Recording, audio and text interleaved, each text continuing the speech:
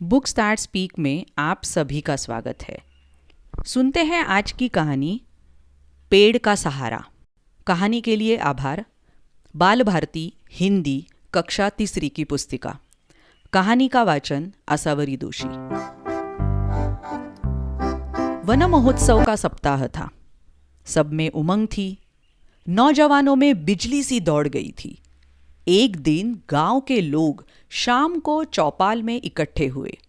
गणेश ने कहा, कल सबसे पहला पौधा दादा के हाथ से लगवाना चाहिए। वे गांव के बड़े बूढ़े हैं। सब ने खुशी खुशी उसकी बात मान ली। छोटू ने कहा, दादा कल पहला पौधा आप ही लगाएंगे। दादा ने सिर हिलाया और कहा, नहीं, बिल्कुल नहीं। तुम बबूल बोओगे, मैं कांटे बोने में शामिल नहीं हो सकता। बनवारी उजागर रामलाल ने मनाया, पर दादा ने स्वीकार न किया। उनके पास एक ही उत्तर था, अब मेरे हाथ से कांटे क्यों उगवाते हो? हाँ, कोई फल बोना हो तो कहो। बनवारी ने कहा, दादा ये ठीक है कि बबूल बोने से आम नहीं मिलेंगे, पर पेड़ केवल फल ही तो नहीं देते, वे और भी बहुत कुछ देते हैं। ये चौखट, किवाड़, चारपाई, संदूक और आपकी ये लाठी कहाँ से आई है? पेड़ों से ही ना।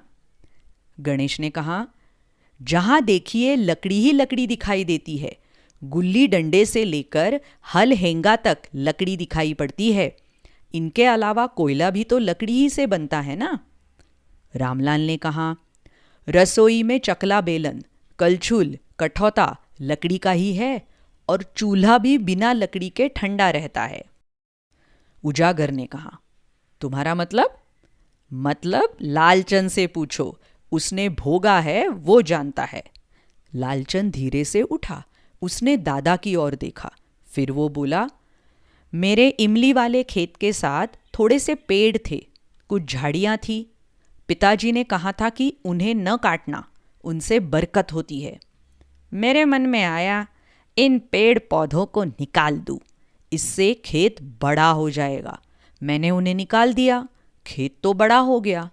2-3 बरस अनाज कुछ अधिक हुआ, फिर घटने लगा और घटता ही चला गया। उन पेड़ों और झाड़ियों को काटकर मैंने गलती की है। कुल्हाड़ी उन पर नहीं, अपने पैरों पर मारी है। मैंने पेड़ काट डाले, ईंधन की लकड़ी कम हो गई। गोबर से उपले बने और चूल्हे में लगे। खेत में गोबर कम पड़ा, इससे उपज घट गई। छोटू ने कहा, और बबूल का ईंधन बढ़िया होता है? लालचंद बोला, उसकी तो छाल तक बिक जाती है, चमड़ा कमाने वाले ले जाते हैं। बनवारी ने कहा, लकड़ी और भी बहुत से कामों में आती है। छोटू बोला, देखो दादा, हमें पेड़ों का कितना भरोसा और कितना सहारा है। पेड़ चाहे फल दे, चाहे फूल दे, चाहे कांटे दे, उन्हें लगाना है। पेड़ है तो हम हैं, पेड़ नहीं तो हम भी नहीं। रामलाल ने कहा, हमें जड़ों से भी लाभ है, वे मिट्टी को बहने से बचाती है। हमें पत्तों को रखना है, वे वन को हरियाली देते हैं। छोटू ने फिर कहा, दादा अब तो बोएंगे ना कल बबूल? दादा गंभीर हो गए, चारों ओर नजर दौड़ाई। फिर वे बोले, जो हमारी आमदनी को बढ़ाता है, उसके कांटे भी हमारे लिए फल जैसे है।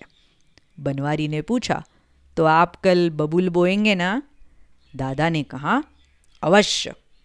लोगों के चेहरे खिल गए। चौपाल तालियों की गड़गड़ाहट से गूंज उठी।